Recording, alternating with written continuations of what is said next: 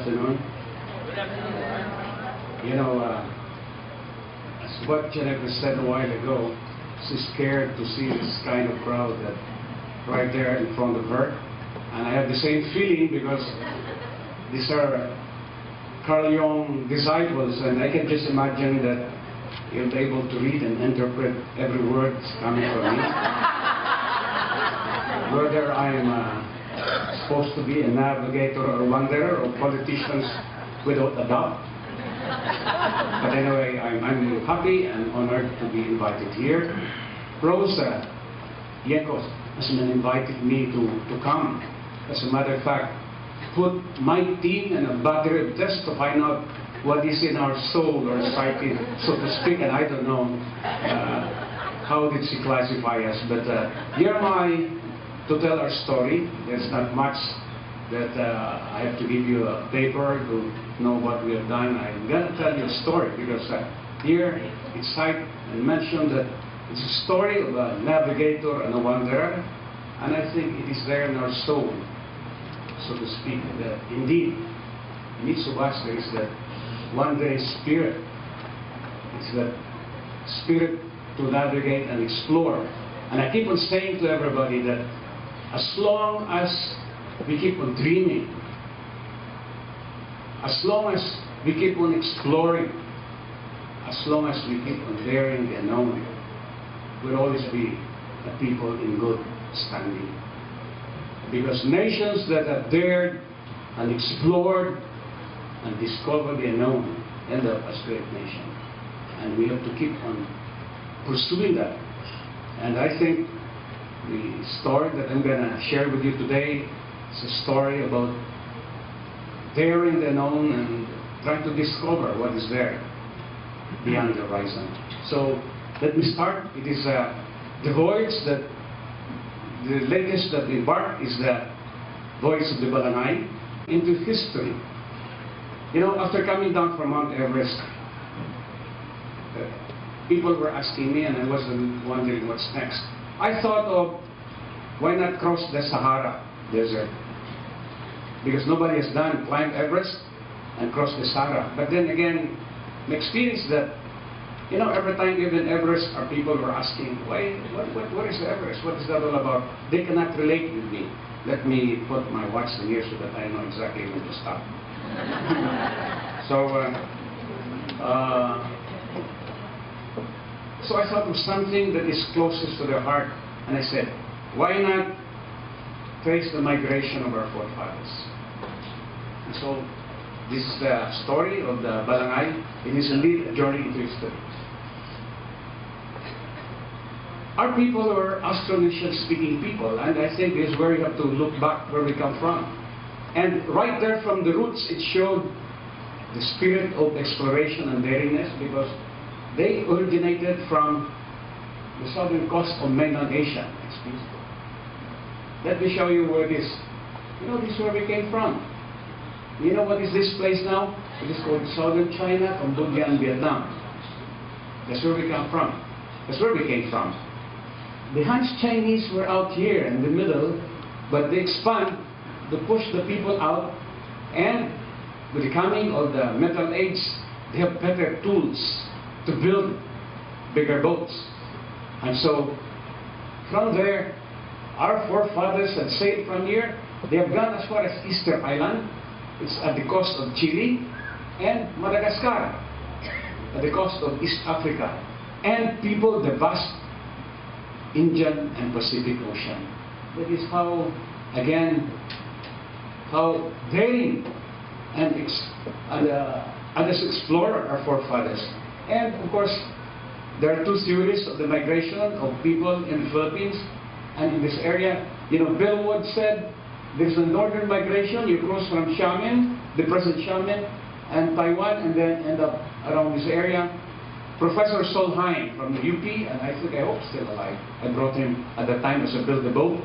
The southern migration. And I think this is the easier one because you stay coastal and you travel all of these places. Yes, please.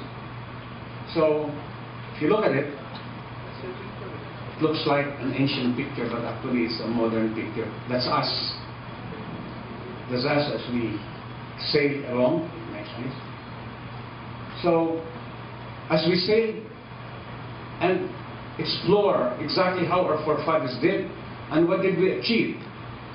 Next, please. So, we found out that in spite of the hidden reef, in spite of the stormy seas, in spite of the danger that lurks, these great bodies of water, and I think it's very relevant right now, these bodies of water like South China Sea, Silvi Sea, Java Sea, Sulu Sea, and the Gulf of Thailand, these seas were unifying. It unified us as a people. It did not divide us. They were the means of transport, and we communicated among each other because of these great vast seas that abound around us. So, we did sail around, and these are the countries that we visited. It's 7 countries in the ASEAN region. So, next slide, please. What is the purpose of the Voice of the Balangay? It is a way of rekindling that maritime consciousness. I was asked a while ago, sir, how did you start? Of course, I said I started as a mountaineer. But in fact, I should have started as a seafarer. Why? Because we are a seafaring people. Long before the colonials came into this country, we believe on boats. You know, the barangay, it is the mythical barangay voyage of people from Borneo ending up in Antique. Of course, right now it's debatable whether it's true or not, but they rode in a boat and live on the boat. And indeed, we are a maritime people. But in my voyage, I found out, just like here, I'll ask to ask again, how many of you know how to swim? Please raise your right hand. You look at it, you'll be happy if about 1/3 of the people in the crowd knows how to swim. But in fact, we are an archipelago. We're a maritime people. What happened? Well, of course, we learned from your history, colonialism took us out from being a maritime people, because the best way to colonize a people, you took them out from their natural environment. So, I started as a mountaineer, from land. And that's how I started. Climb mountain first before I started to sail. Okay? So, rekindle the maritime consciousness of our people. That was the purpose of the Voice of the Balangay. Next slide, please. The other thing is that our purpose is to install into the minds of the young. And you'll see a while ago, later, that the kind of crowd that we met in our voyage. Who is Enrique de Malacca? Of course, I think in your history book, if you remember those, he was supposed to be slave or guide of Magellan. His Malay name is Panglima Awang. And he's been claimed by almost the Southeast Asian country, Malaysia, Indonesia, the Philippines. Carlos Quirino said he came from Cebu, which is now Cebu. Who is this guy? He was the one who guided Magellan to reach this island.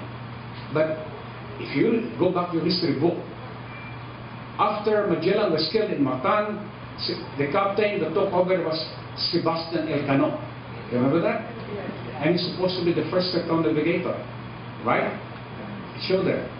But in fact, the real first circumnavigator is a Malay, Panglima Awang or Enrique de Malacca. You know why? Magellan took him out from this place in 1512 and brought him to Spain. In 1519, they started sailing. And when he came back to this archipelago, that completed the circumnavigation. So the first circumnavigator is a Malay, whose name is Panglima Awang, that is Hispanized into Enrique de Malacca. So again, it is a way of trying to restore back into the consciousness of our people that indeed we're a great seafaring people, long before other people started to sail the seas. Except we don't put it down in writing. Next slide, please. So, as we sail, of course, you'll see a lot of these pictures. Next slide. This is our part. We see how beautiful. Let me just tell you about, we sailed into the margins and periphery of this archipelago. You can never imagine how beautiful is this country. Indeed, we live in paradise. I've seen in Siloam, Tawi-Tawi. Of course, you're not going to go there because you may end up spending a vacation where you have to pay a lot of money. But I've been through all these places, to the margins and periphery, and I'll tell you, we are so lucky and blessed. We live in a paradise. Next, please. So, what is the balangay? What is the balangay boat? Next. The balangay boat is a plank boat that turned out through pins and dowels. It doesn't have any metal pins that bind it together. When I built that boat there at the Cultural Center, Rose keep on going and there, and no man dayaw doon. Ginagawa ko yun. And I'll tell you, I built the boat as faithful as it was because I thought the archaeological maritime section of the National Museum that I built the boat as faithful as it was. I have to look for master builder. You cannot find them now mostly in Mindanao, Visayas, or Luzon. You can find it in the extremities. The Batans of Batanes can build a boat of this kind, and the Bajaus of Cebuto. Why an extreme?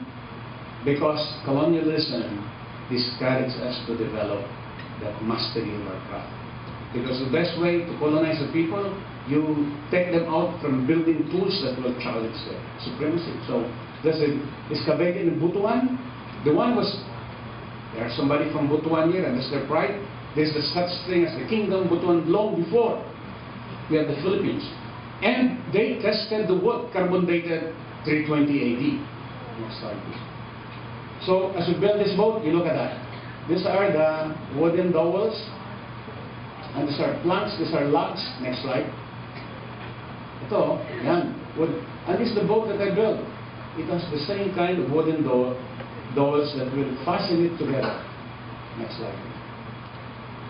And so, from there, we decided that we're going to sail. Of course, next question, am I a sailor? I'm a mountaineer, but not a sailor.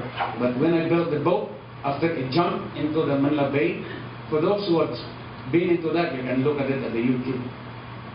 You know, when I built the boat, I don't have a place where I can, except at that height, 6 feet high, beside the Folk Art Theater.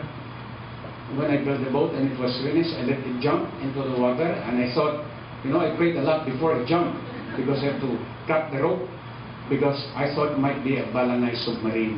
Of course, they turned out to be a submarine. Perfectly slide down and glide into the water. And this is the route that we have. We pass through this area, nalikot ko ito lahat, no? And then end up in Butuan. Coming back, I passed by here, and then come back here, and umikot ulit dito. So this is the route that we have. Next slide, please.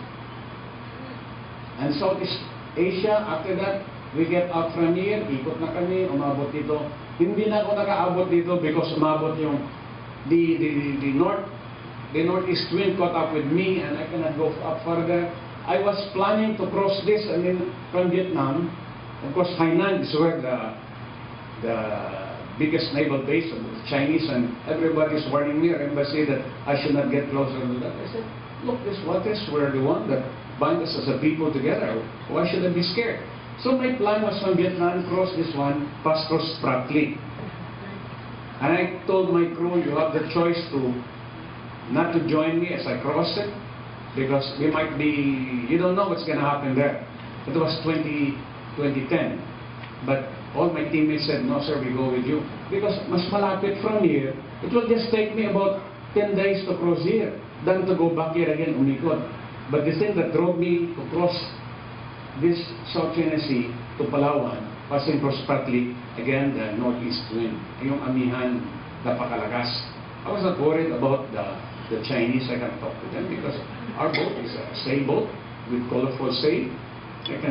I'll coordinate with the Chinese embassy. But ang di ko kaya, you cannot talk to the big waves. So then I get people from Butuan. They contributed. I said, I went to Butuan. You must have people in there because the boat Balangay came from Butuan. It has to be there. So they contributed people. I have Sama Delaya, these are the Bajaus. I have 1,000. I have from the Coast Guard, from there were from the Navy, and then the rest are just simply adventurer, navigator, and wanderer. I said, sir, we're gonna join with you. Okay, I said, come aboard. So this is a member of the crew. Yes, sir. What have we done? You look at this. Look at this kind of crowd. We just didn't say. Our purpose there is to stir up the maritime consciousness of our people and tell us who we are. But long before the coming of the colonials, we have already a thriving shipbuilding. You know, let me just digress. When Magellan arrived here, in the writings of Pigafetta, he saw that the seas were gleaming with craft of all different shapes and sizes. And he saw one with 100 rowers on one side. You know, it is Pigafetta in his writings. And as written by Rizal, 100 rowers on one side, can you imagine? That's more than 100 meters. Not even the Vikings have built boats like that. We didn't even know about it. So, and then again, remember when they arrived in Bohol, they were fed with maize. They were fed with corn, if you remember history. You know, corn is not indigenous to the Philippines. Maize came from Latin America. You say our forefathers they were crossing the Pacific Ocean already a long time ago. I even entertained of crossing that. You know why? You can get into there's a black current or the Kuroshio current. It is a current a certain time of the year that will bring you directly to Chile. Yes, with the trade winds, it can be done. Our forefathers were doing that. So, but of course, we got scared of the sea because we ended up more of a land-based people. Okay, so you see this one. Look at this crowd. We'll just skim through this. Look at everywhere we go. You know, the whole day at times when there's no wind, you end up paddling, rowing. But then when you see the shoreline filled up with kids waiting for you the whole afternoon, the whole day, then nawala lahat yung pagod mo. You end up rowing so that in the end you'll be with them. And right there at the beach, at the shore, with a megaphone, you tell them, look, this is who we are, and these are kind of people that we are. And you should remember this, because in your blood runs the veins of great seafarer. I mean, I was at DOTC for 10 years. I was under Secretary of Transportation. And I was there working hard for the Whiteys, that we might be eliminated among the employment of our seafarer. Because if you know that every time ships will sink, or somebody get kidnapped, the biggest group of people kidnapped in Somalia are Filipinos. Yeah. You know why? 1 out of every 3 seafarers in the world is a Filipino. Yeah. 1 out of every 3. So when the Filipino will go on strike, we will paralyze the whole international maritime industry. So it is in our blood. Because at times you can even remember that. Because if you look back, how did I manage that I came back? We all come back alive. Simply. And I'm not even a sailor. It is just in my bed. After 5 practice of sailing in Manila Bay, I said, pwede na. Diretso na tayo. Sabi ko, pagkikado, tabi-tabi na lang tayo doon. That's exactly what happened. 5 times sailing, no formal training on sailing. You know, no formal training. I said, this is our forefathers did. After 5 practice, off we go. The first time we're getting out Manila Bay, we got hit by Typhoon Labuyo. You know, we ended up there at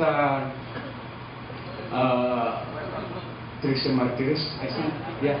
We went inside the river, and then we waited for this was September 1, 2009. And we waited for the typhoon to pass by.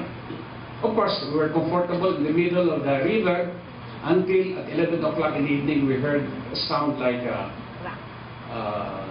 rushing, like yung cattle, how do you call it, like a stampede. I know why. Some crazy guy in Maragondon Dam opened up the dam without informing us, and we ended up washed ashore. Back to Manila Bay. Back to Manila Bay. And I prayed a lot, Lord, I hope that my Balangay voyage will not only be 1 week, because that's the first week we were there. You can just imagine the boat. Saan ka nakakita ang Balangay umaatras? Yung palabas. And then yung sail namin palabas, atras talaga yung stern, yung likod. Yun yung nakaharap. Yun na.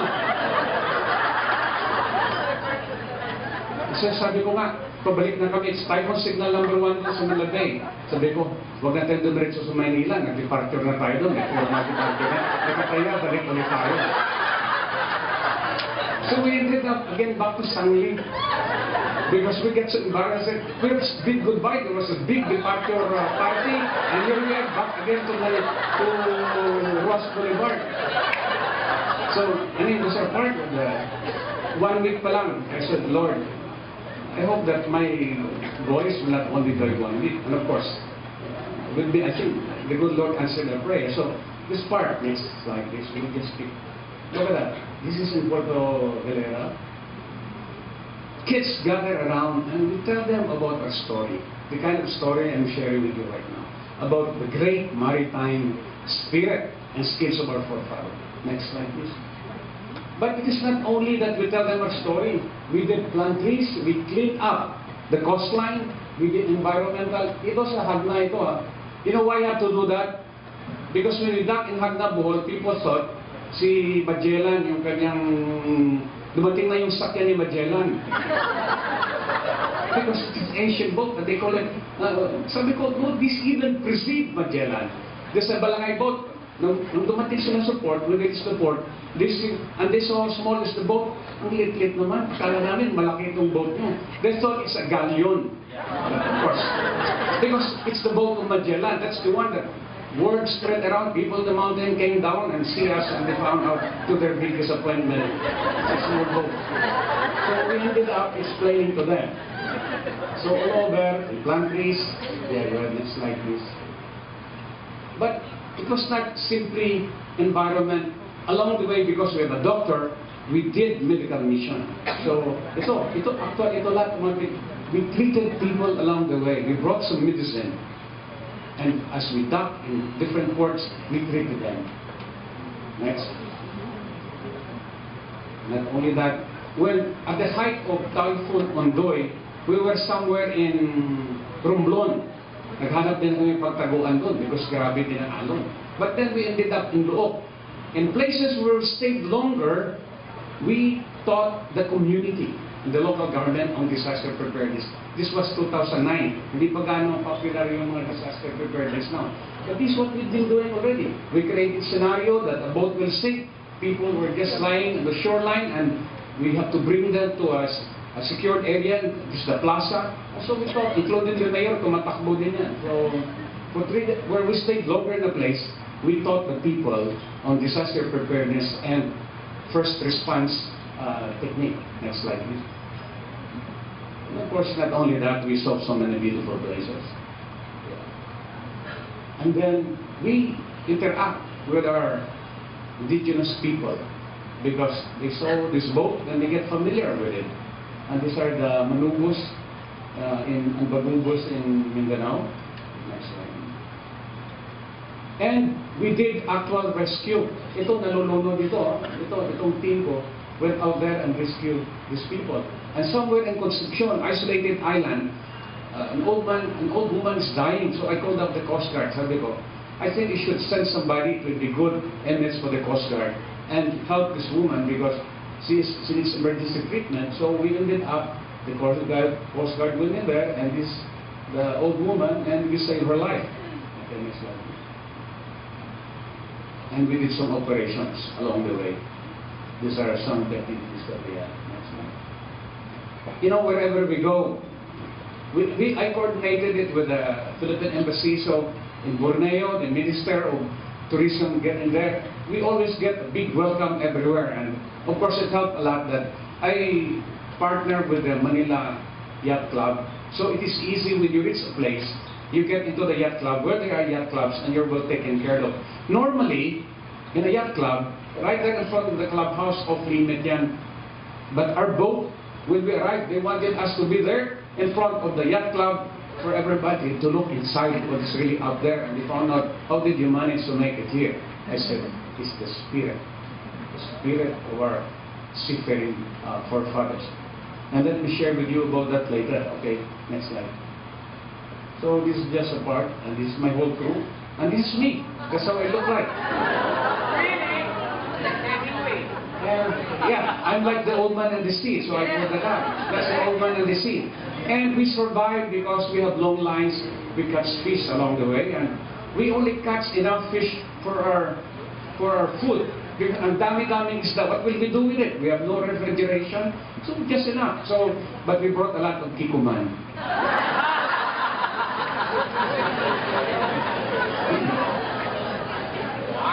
But it's not always exciting. It's not always that the sea is calm. It's just like there are times that the sea is so rough. There's time that we've been through 12 stormy seas. We've been through 12 storms. You look at it. No, balik muna tayo doon. Let me just show you. Look at that. You can only see the mast of the other boat. Ito si Karina, hindi na tumitingin kung gaano kalalim yan. Ito na lang.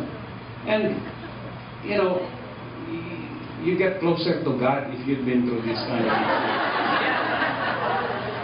That's what Jude is saying, you know. You become closer. I tell you, I've been closer to God so many times. That's like this. Yeah, look at that.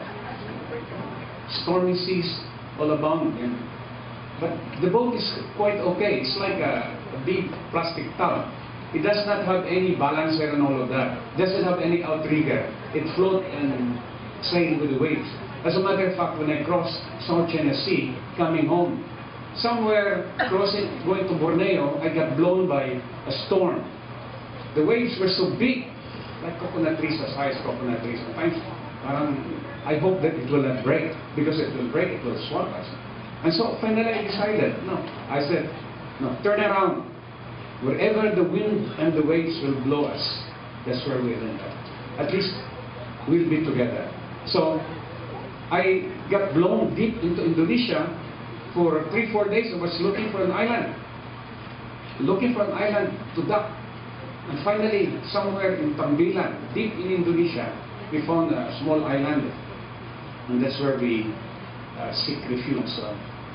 And that's how it looked like when I came back. Somebody took this, the Eric Lacson, the photographer, and took pictures of me, and I looked different. But that's how it was. After 17 months in the sea. Right? So, what did we do? From the mountain to the seas. This Mount Everest, and of course, is how, if you look at it, akala na si Manny Pacquiao umakyat ng Mount Everest. That's my boat, and this is how it was during my Everest. So from the mountain to the seas, it's like this. And these are the people that climbed it. Leo Racion, Pastor Rimata. You know, that was 2004. What really brought me and what really got me to climb Mount Everest? If you remember in the early 2000, this country, we were so embroiled with many controversies. And the spirit of the nation is going down. There are threats of coups, and really there were attempts of coup all over. And my friends were telling me, Art, we have to go out and back into the street. I said, no. At the time, we're still in government. I said, no. I'm going to climb Mount Everest. Because I need something people thought cannot be done. People thought impossible, in order to capture the imagination of our people. I need to capture that spirit again, that indeed they can do so much. They can reach the unreachable stars. They can dare the unknown if they believe in themselves. But only after I succeeded in doing what is impossible. So, I was still a member of the cabinet at that time. And, you know, Dinky Suliman and the rest of, what are you going to do, commit suicide? It was going to Everest. You know, exactly, the 2015 Mount Everest expedition was cancelled because 15 Sherpas died there at the Congo Glacier. And no Sherpa will go up anymore. So I said, no, we're going to climb it and we're going to come back. So I said, the people who did it, and of course we climbed it and succeeded. But what is most outstanding is on the next slide. Yeah, just hold it. This is Mount Everest. Hold it for a while. So what? Here we go. Mount Everest. At the time, there was already stories of who will be the first Southeast Asian woman or women to climb Everest. This was 2007. 2006, we made it there the first time. And so I said, no, we're going to be the first to be at the summit. You know why? This is where reflection again of how I call that marok ang Pilipino, may pagka-smart. You know why? This is the southern side of Everest, Nepal. This is the northern side, which is Tibet. And in Tibet, in my studies and my research, it clears 10 days to 2 weeks ahead of the north. So I have 2 weeks of clearing ahead of anybody. So I decided, dito tayo akyat sa Tibet. We climb here at the north side, you know where the north face, we get the famous north face from this side. But when we decided to climb it, and Chonso is a mountaineer from Philippine Airlines. He's a colleague of mine. We've been doing this since in the 80s climbing. So, but then when we decided to climb, I said, why don't we just climb and cross the other side? Because in 2006, we climbed from here and we came back. Of course, doing a traverse will cost a lot of money and cost a lot of preparation because you set up camps several times, both sides. But I said, we're gonna do it. And these are the 3 women at the time trying to look for sponsors. I'll tell you, the hardest part is not to climb but to look for money. Really, that's the experience that I have. So I said, well, we're going to do traverse. So what did we accomplish? The 3 women. Because they were asking, why are you going to climb Everest? You've done that already. No, women, Filipina women, we're going to climb Everest. So, and what have they accomplished? They're the first Filipina atop of Mount Everest. They're the first Southeast Asian women at the summit of Mount Everest. And they're the first women in the world to traverse Mount Everest climbing from Tibet going to Nepal. It's a world record. Palakpakan natin mga babae. No woman or women anywhere in the world, including our friends from the US, had ever traversed Mount Everest. Filipinas did it. Coming from a country with no snow, no high mountains, no alpine environment, and many of those are using ukay-ukay. Because I tell you, the budget is so tight. Janet Bellarmino, her suit, the summit suit, yun pa ginamit ni Pastor Imata a year earlier. Yun din ginamit ni Janet. Yung dalawa, si Noel at Karina, because they're too small, walang mag-fit kahit sa ukay-ukay sa kanila. So to buy that special, I have to look for kids that can fit for kids in the US. Because Noel is barely 5 feet, Karina is 5'1". Because one suit alone, just the summit suit, costs $1,500. So anyway, and the third, and the last is that youngest mother at the summit. You know why? Janet Bellarmino, she gave birth December 10, 2006. By March 2007, she was there with me already training. By March 16, 2007, 5 months after she gave birth, she was at the summit. So, palakpakan natin. Again, this is what we have done. Again, as I shared with you the story, I'll tell you, try to tell it to you, and me listening to myself, at times I cannot believe it. We've been through it. Because in many cases, you go up and down to the summit of Mount Everest, you see the dead, you see the dying, you see the frozen. And you know exactly you're on the right track as you see frozen bodies along the way that are left for eternity. So anyway, next slide please. So these are the 3 women with Pastor Imata. And they came from, they're ordinary folks, coming from, Janet is from the north, Luzon. Karin, Noel, keep on saying, she came from the province of San Juan, because she has no province. And then Karina from Bukidnon. Next slide. But what did we do? Why did we have the Everest in the Balakay?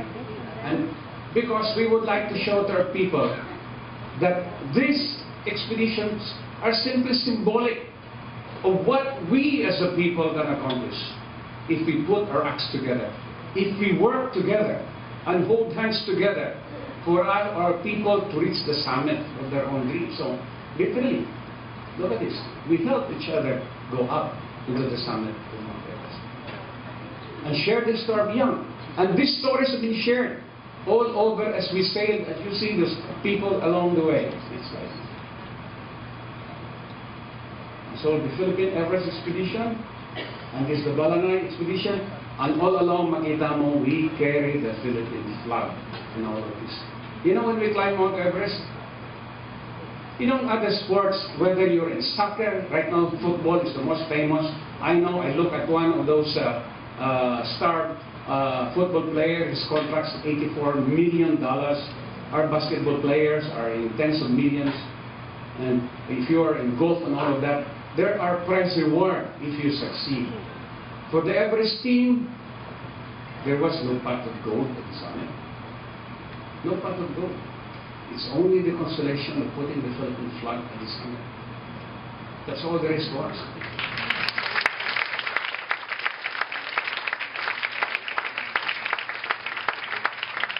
Even at the point of giving up our lives, because I told the team, for once, Filipino footprints must leave its mark at the summit of Mount Everest, which we succeeded, not only as an ordinary climber, but on a world record climb in 2007. Next slide. So if you look at it, there's teamwork, and it's like this. As every time we stop, namamanday kami, because our boat get damaged along the way. So, you know what? I did realize we need to have additional planks added because yung tubig pumapasok eh. So you fix your boat along the way and you learn to become a panday, a carpenter along the way. Of course, this guy is now the head of the disaster preparedness, who was at the time the Navy chief who rode with us. So ito nga,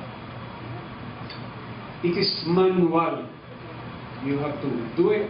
To carry, just magtaking ka, to chase your sail into the other side, you have to carry about 9 people, 8 to 9 people will have to carry this big sail. So, lapat kamay, saban buksay, bayanihan, or cooperations on the Balangan. That's right. So, all over, these are, we'll just show you some of the pictures. These are some of the people that welcome us along the way. And this is, you know, you're familiar, this is Cebu, the Fernand Bridge. And you see how beautiful are the boats. And that about we played with the sail. It's like this. There are about finally 3 boats.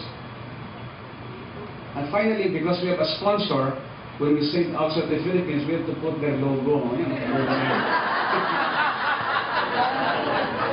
that's how tough it is. You know, Filipinos love success.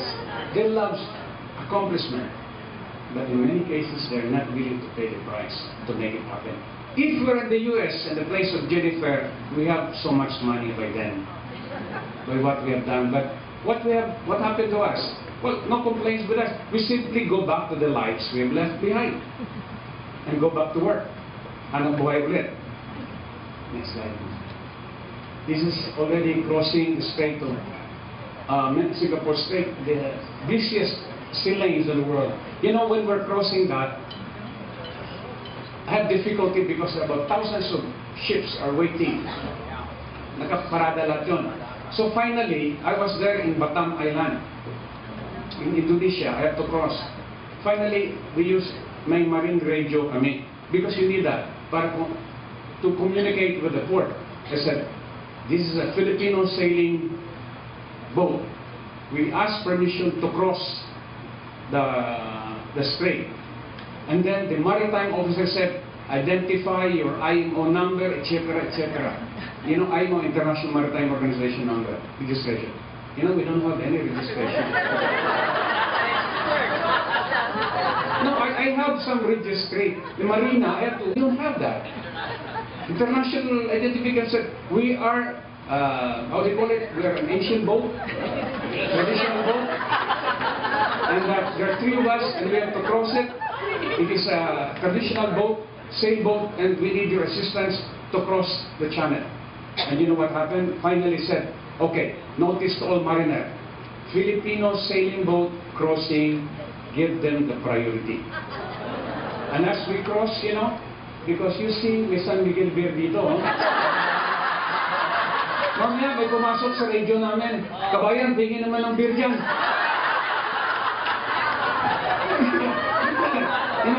You've noticed earlier there are no logo because wala kami sponsor eh. Around the beer. May sponsor na kami, ilagay namin. So right there, a radio crack, and then, kabayan, tingin naman ng beer. You know why? There's so much pride among Filipino seafarers as they see that ancient boat crossing the Strait of Singapore into the harbor of Singapore. Because right there it showed indeed, it certified that Filipinos are indeed great seafarers. Next slide. And so I'm just trying to show you this picture. This is in Zamboanga. And you know what I found out? Because this small binta dream of, sabi niya, pag lumaki ako, ganito ako. When I grow big, I'll go to this place.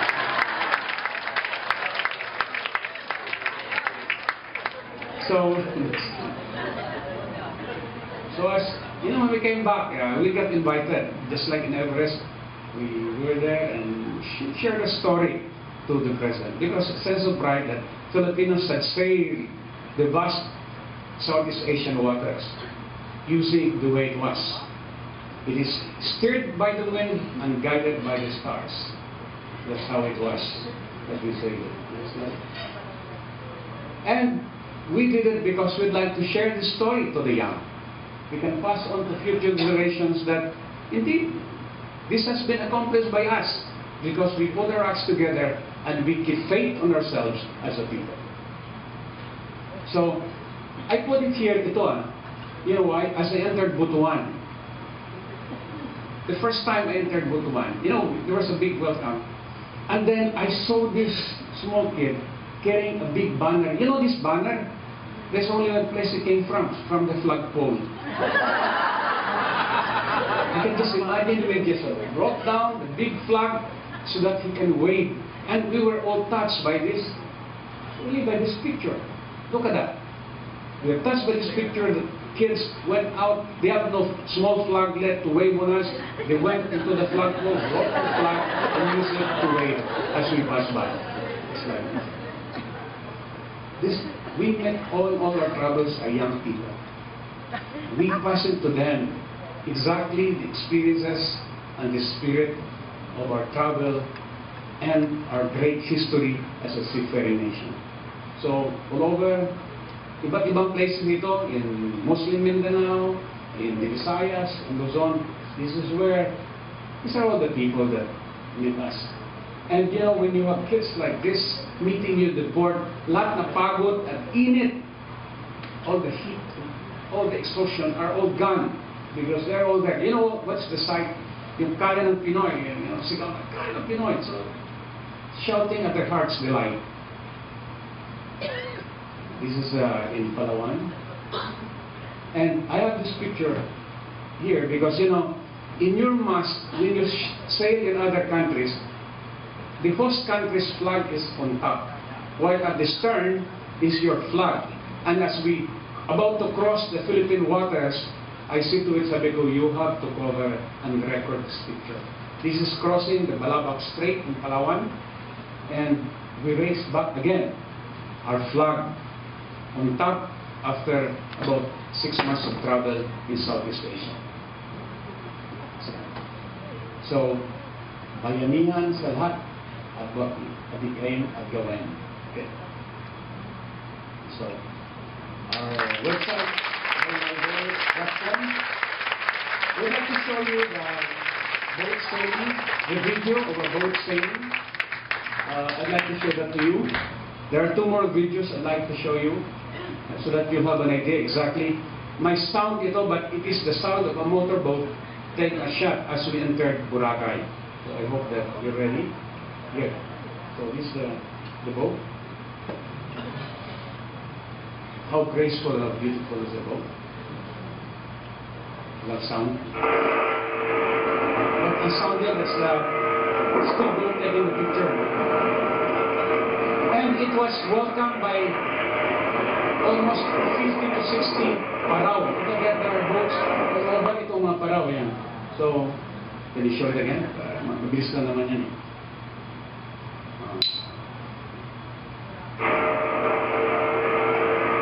That's all. Actually, yun ang crew namin. Dito lang kami natutulog sa side nito. It has two quarter ladder, two sides. Dito, quarter ladder lang. But that's the sound of a motorboat taking the stuff. Actually, may motor dito, may kala ko. That's the only motor thing in there.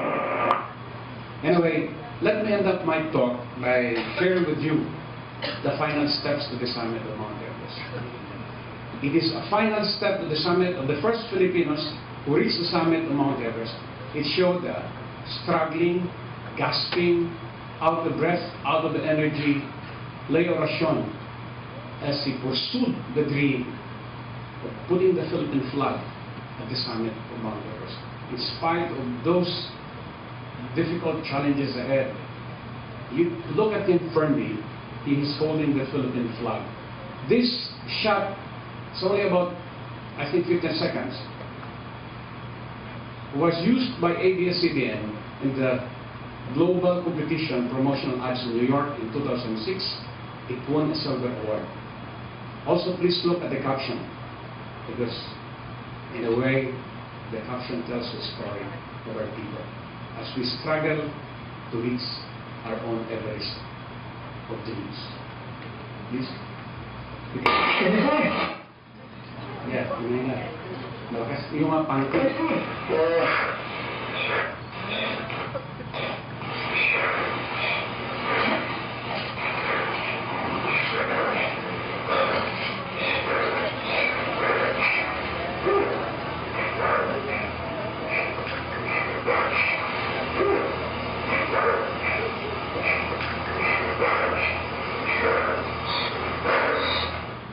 Can you begin?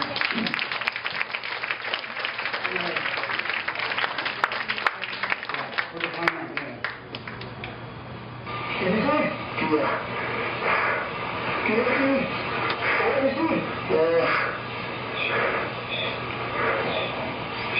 This was taken by a Sherpa guide. You can find it on the Sherpa.